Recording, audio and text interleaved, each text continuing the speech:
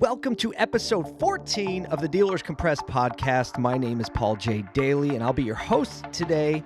We're going to talk about some interesting things, and we have a special guest, none other than Matt Weinberg, the Senior Vice President of Consumer Experience at Drive Motors. He's been a car guy for a long time. We're not going to be talking about a specific solution to digital retailing. Matt talks a lot about his experience in the car business. He talks about, some things that he's learned working with some of the largest groups in the country, like Lithia, Asbury, Hendrick. And we're going to actually have some good conversation over some things that I think you'll relate to. One, why do people actually use Amazon Prime? Nobody's ever told me because it's the least expensive, ever. What's the value proposition they see? Another fun part of the conversation was the words people use to describe car dealers. Suspect. And there's one in there that I think is really accurate as far as what the customer's perception is coming in. We talk about some great statistics. Less than half of 1% like the way you sold them a car. Well, not so great statistics for us as the automobile industry, but valuable statistics that help us shape our empathy as customers walk into our stores. And so we're going to get into that interview in just a minute. I want to also talk about something great that the Dealers Compressed family here did last week. We were able to go out to Chicago and spend some time with Dale Pollack. In a way, this was kind of a great wrap-up of the Compressed series where we did the review and the media production around his book.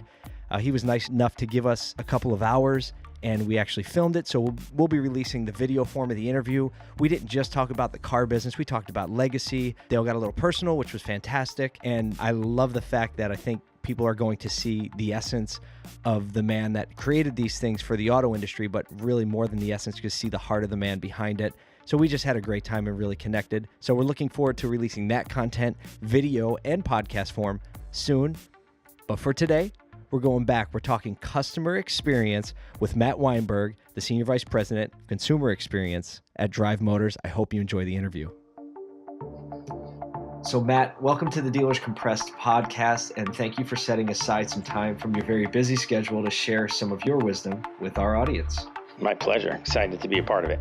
So can you give us a brief synopsis of how you ended up in the industry, kind of what brought you to this point in your career?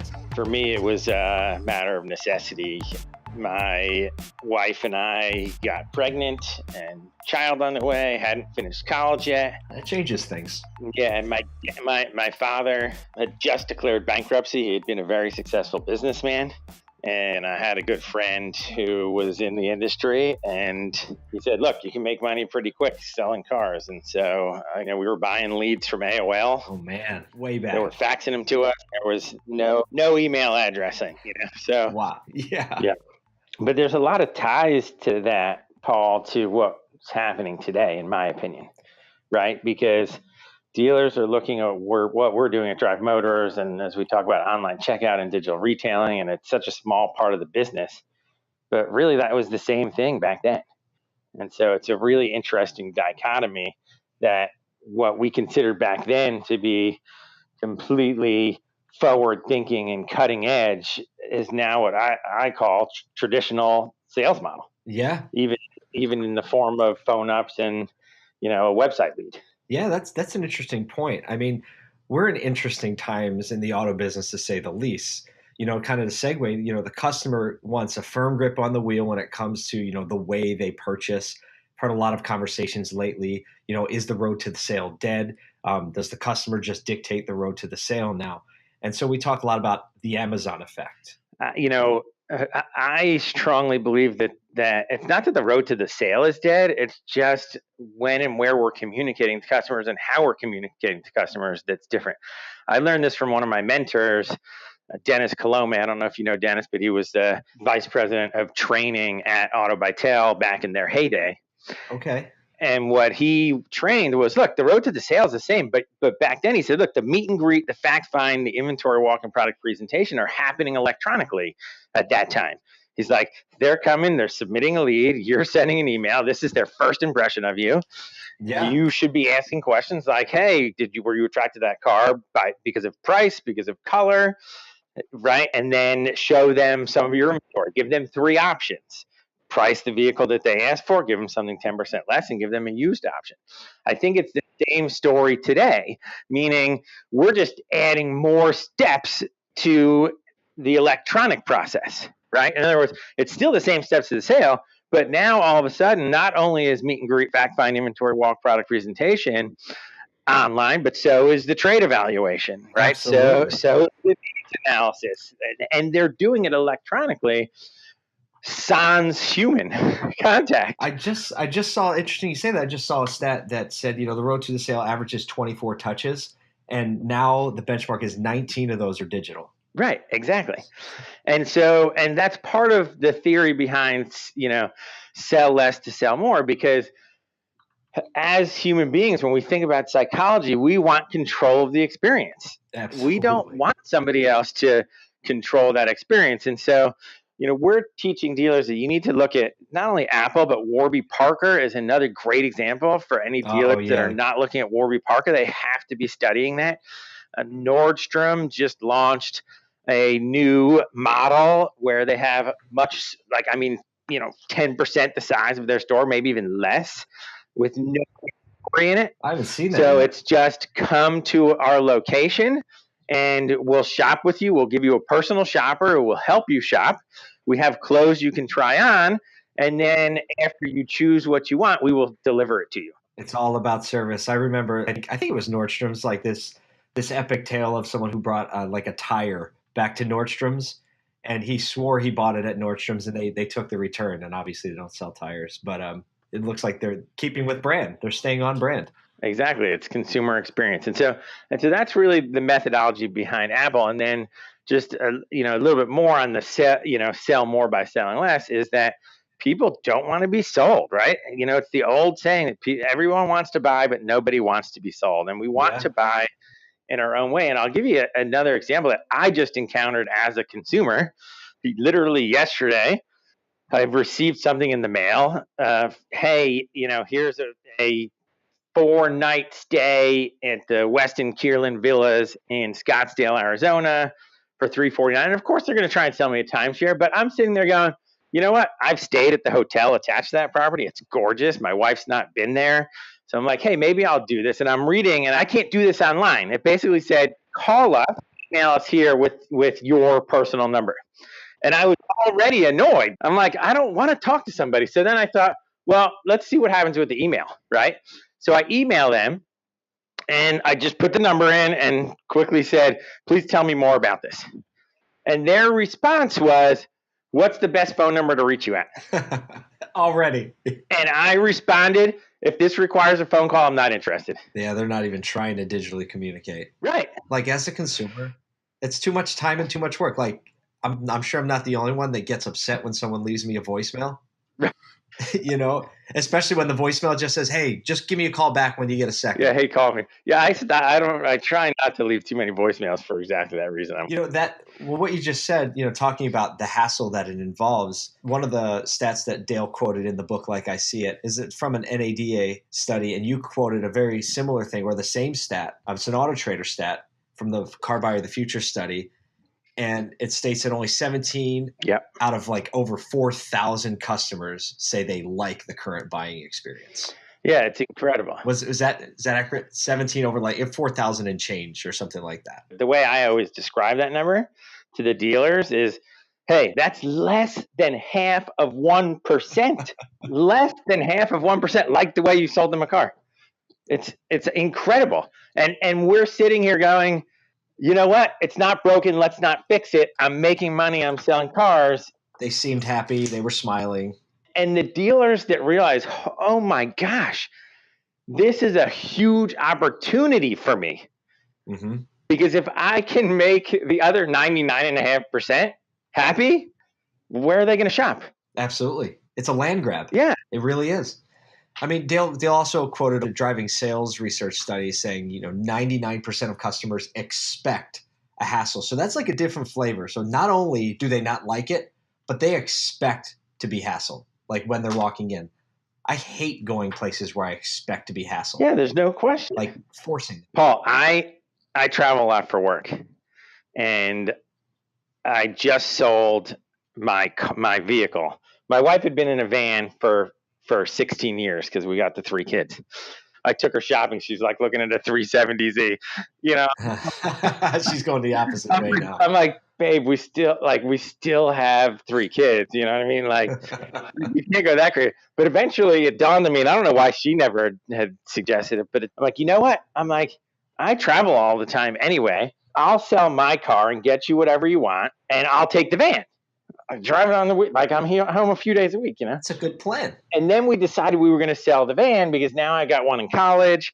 This was January. I still haven't bought a car. You know why, Paul? You just don't want to be hassled. I don't want to deal with it. And I'm in the business. I'm talking to dealers all day long, and I don't want to go buy a car. That's crazy. Like, that should tell you the mindset of the customer right there. That is like, do you think that there's an element of just trust involved, or is it just hassle for you? A little bit of both. I think for me, it's mostly hassle, but I think for a lot of people, you've got that trust element, right? And this all comes down to trust and credibility, right? You know, sometimes I struggle to get the dealers' light bulb to go off in their head. They think about adding digital retailing, and they're thinking about their side and what it means, and they're not thinking about how it builds trust and credibility with the car buyer.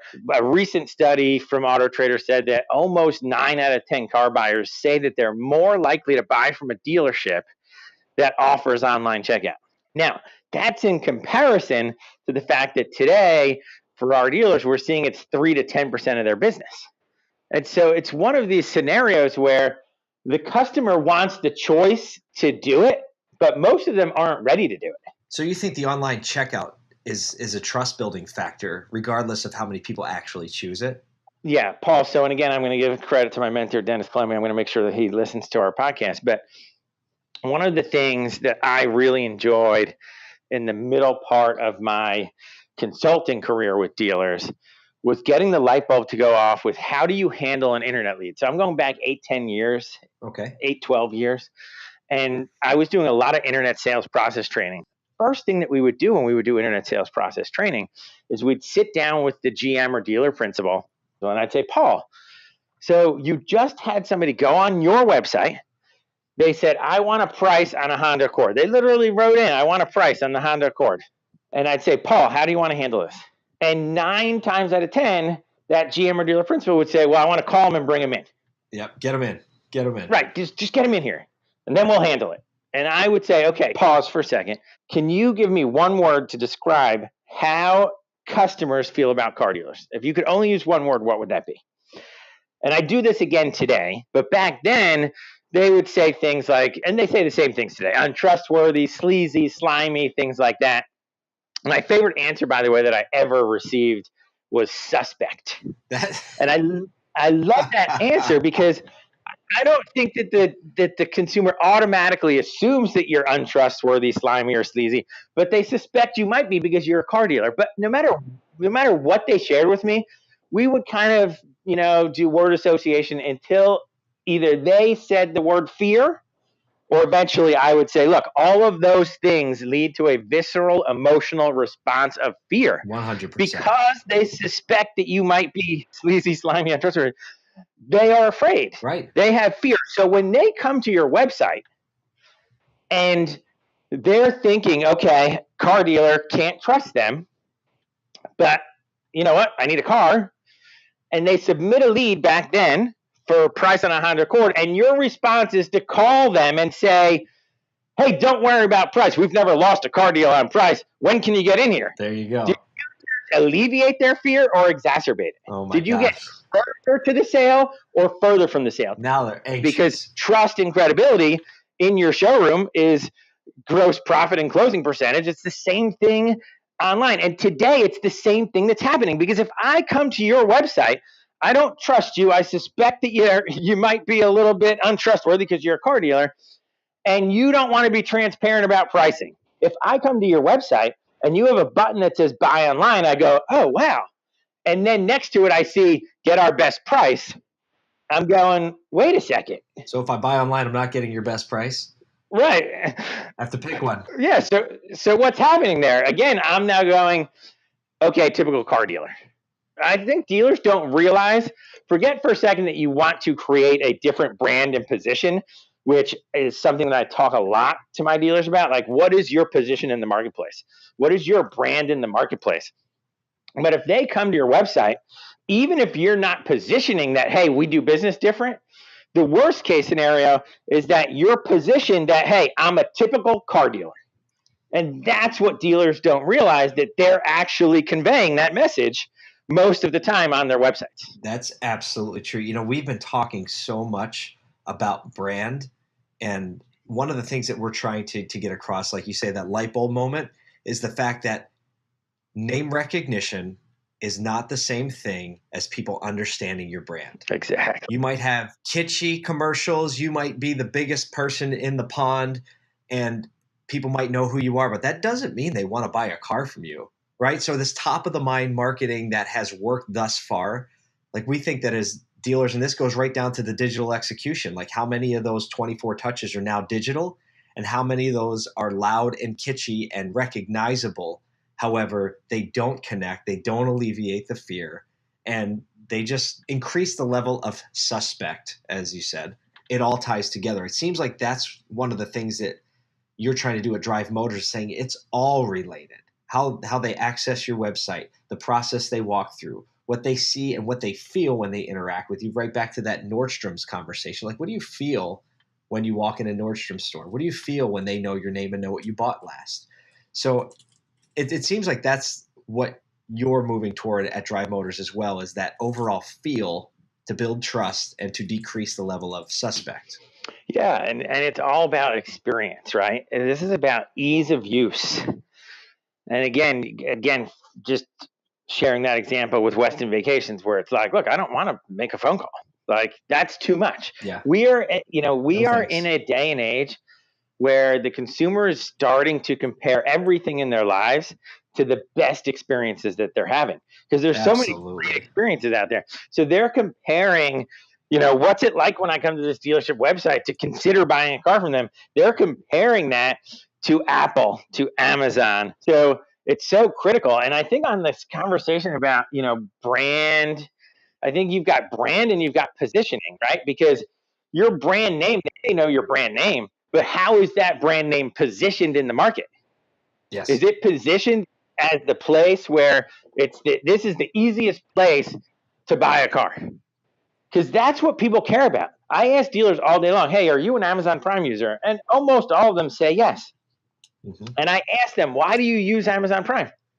Nobody's ever told me because it's the least expensive, ever. That's so true. They always tell me the same thing. It's easy. It's convenient. Like, nobody has ever said, oh, it's the cheapest. In fact, some of them, will come right out and go, well, ease and convenience. I know it's not the cheapest. Interesting. Yeah, I guess I never think about it that way. But when I shop at Amazon, I'm not upset if I pay a little bit more. No. Just because it's already purchased, it's on its way by the time I think about it. Exactly. Wow, that's a good point. It's not about price. I mean, it was early on at Amazon, sure, but they have us conditioned that this is about experience. And ease of use is critical too. If Amazon suddenly tomorrow changed their website and it became harder to order from them, oh yeah, you'd switch. You'd start going somewhere else. It's not just how long it takes to get to my place. It's how easy is it for me to order. And that's where my perspective and why I chose to come to Drive Motors is our philosophy is, how do we make this as easy as possible for the consumer? And we took that from Steve Jobs, right? Steve Jobs in 1997 is quoted as saying, you start with the end user experience and work your way back to technology. Yep. And so everything we do is, how do we make this easy for the customer? And just some quick examples of that, like, we use Kelley Blue Book data because it's the only brand the customer recognizes. So there's a great example of brand awareness. Absolutely. And it's the only one that they trust, right? So we're building trust and credibility by using their brand. But if you've been through Kelley Blue Book's trade-in steps, they ask 100 questions. So we took their data, we pay them for that, and we pay to use their brand so we can build, trust and credibility on behalf of the dealer. But we don't ask questions like, how many keys do you have? What's the tire tread look like? What's the VIN number? The other thing is friction, right? We are talking a lot these days about, frictionless transactions. Absolutely. So if we ask for the VIN number, 60 to 65% of our orders happen when the dealership is closed. So presumably they're at home on the couch, the family's there, maybe the TV's even on, right? And Right, now they got to get outside. yeah, if they have to get up, it's over. They're done, and because they won't get up, right? They're just going to start. I'll do it tomorrow. Talking to their family. Yeah. This is one example of where everything we do is ease of use. How do we make this incredibly easy for the customer? Because again, that's what they're comparing us to. They're comparing us to the Amazon experience. They're comparing us to Uber. 100%. And the friction, the ease of use, the feeling suspect, the distrust, the good parts of the business that have been hanging on will just continue to decline over the next 5 years. And if we're not pivoting to address and court these new buyers with empathy in mind at every step, then the dealers that get it are going to disproportionately win. Can you give us like the coolest thing you're excited about what you're doing right now? So the most exciting thing that we're seeing is that the dealers that embrace this are finding that they actually can make more money per car deal when they do this and when they do it right. And that's the biggest misperception, is that, hey, I don't want to do this because my gross profit's going to go down. And what we're finding is that dealers can actually make more money when a customer goes through online checkout, because a customer will pay more when they sell themselves. Absolutely. And so, for example, we have a publicly traded group. We're in all of their stores, and they tell us, this is them telling us anecdotally, that they see almost a $700 increase in gross profit when a customer goes through our online checkout platform compared to all the other ways they sell cars. And almost all of that is in F&I. Wow. And I think that, it's really exciting, because dealers are like, well, I want the chance and opportunity to start from scratch on that side. See, in their minds, hey, the new car side is a race to the bottom, right, in terms of the front end of the sale. And so this is our last bastion. But what we're seeing is that we're seeing an actual lift. And it makes sense. Again, all of this is about consumer psychology. A consumer, we already know, that's been exposed to F&I product before they go into the box buys more F&I product. Yep. One that hasn't been exposed, they're going to say no matter how great your gap explanation is. Right. Just because they're afraid. So it's very similar to the fact, we want to get them in the box so we can explain. It's very similar to the timeshare company that wants you to talk on the phone because they feel like they're going to get a ringer on the phone that's going to close you. When exactly. All in all, if you have more options online, like the data is showing that $700 more gross profit driven by F&I, like the data is not lying. Wow, that's really interesting. Correct. And then there's another publicly traded group that we do their used car operation. They've got used car only stores, and they just published an article in Automotive News about how those dealerships are grossing more F&I than the rest of their dealers. So I don't think that's a coincidence. There you have it. So that's what I'm most excited about. And again, the other thing that I would just say from an excited part for me, which I know will, really ring true with you as well, Paul, is for me, I'm just excited to work with dealers and to help them go down this path. That's what I love doing. The fact that I come from the dealer world was another big reason that I chose Drive Motors. From the very beginning, one of the things I love about our CEO, Aaron Crane, is from the very beginning, he said, look, I want to help dealers provide this consumer experience. Excellent. I do resonate with that because, again, leading dealers to a success is what we're about, what we've been about. I mean, we've run an auto reconditioning company, kind of an outlier, a reconditioning company for the last 16 years. It's one of the reasons I connected with Dale. We've run this company inside the industry. Dale has been a dealer generation. So he's got just a built-in love for dealers and watching them succeed and helping them grow. So I do resonate with what you just said. Yeah. Well, thank you for giving us your valuable time. I know you're busy. You're running all over the country. Tell us, how can our listeners connect with you if they want to reach out? What's the best way? Yeah, the best way is probably to email me, matt@drivemotors.com. You can also obviously visit our website, drivemotors.com. And you're also welcome to call me on my mobile phone. Again, I love to talk about online checkout, digital retailing, and just the automotive space in general. My mobile is 926-0455. Great. We're going to post all of that in the show notes so that people can connect with you. And I hope that what they do together, that dealers just get better and we can move forward in this brave new world. Matt, thank you so much for taking some time with us. Absolutely. Thanks, Paul. Be well. So thanks again for listening to the Dealers Compressed podcast. If you like what you heard, please subscribe to the podcast or leave us a review. Let us know how we're doing.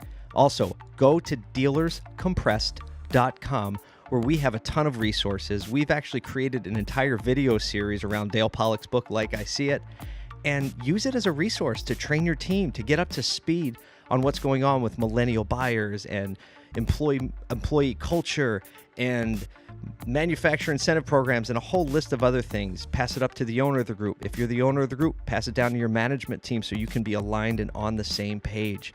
We have an email list. Please subscribe to it on the website. We release fresh content every Tuesday and we'll send it right to your inbox.